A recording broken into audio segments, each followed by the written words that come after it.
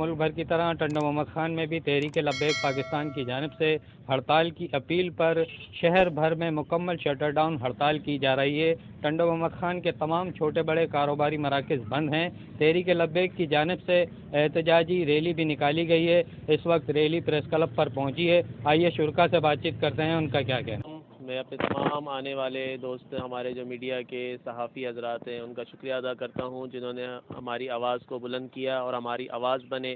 اور میں شکریہ ادا کرتا ہوں ہمارے صدر جو ہیں بار کونسل کے علی محمد صاحب، ان کا بھی جنہوں نے ہماری حمایت کی، اور ہمارے تاجران فیڈریشن جو ہے ٹنڈو محمد خان کی، انہوں نے بھی الحمدللہ ہماری حمایت کی، اور انہوں نے ہمارا جو ہے وہ تحریک لبیک پاکستان کی طرف سے جو یہ کال دی گئی،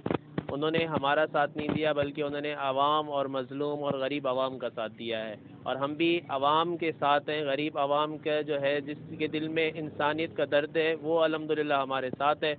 اور جو دل سے ہی ظالم بن چکا ہے وہ ہمارے ساتھ نہیں ہے۔ اس کو کیا پتا کہ درد کیا ہوتا ہے، اس کو کیا پتا کہ غریب کے گھر میں چولہا جلا ہے کہ نہیں جلا۔ اس لیے ہم غریب عوام کے ساتھ ہیں، جو عوام کا کے اوپر جو یہ ظلم کا جو پہاڑ گرایا گیا ہے ہم ان کے ساتھ ہیں، اور ہم اس ظلم کے خلاف جو ہے وہ اٹھے ہیں انشاءاللہ تعالیٰ، اور اٹھتے رہیں گے، اور اس ظلم کو جو ہے انشاءاللہ تعالیٰ ہم ختم کر کے رہیں گے، اور مہنگائی کو ختم کر کے رہیں گے۔ میں آپ سے یہ کہنا چاہوں گا کہ سب سے پہلے تو ٹنڈو محمد خان کے تاجران اور جتنی بھی سوسائٹی ہے انہوں نے بڑا تعاون کیا الحمدللہ،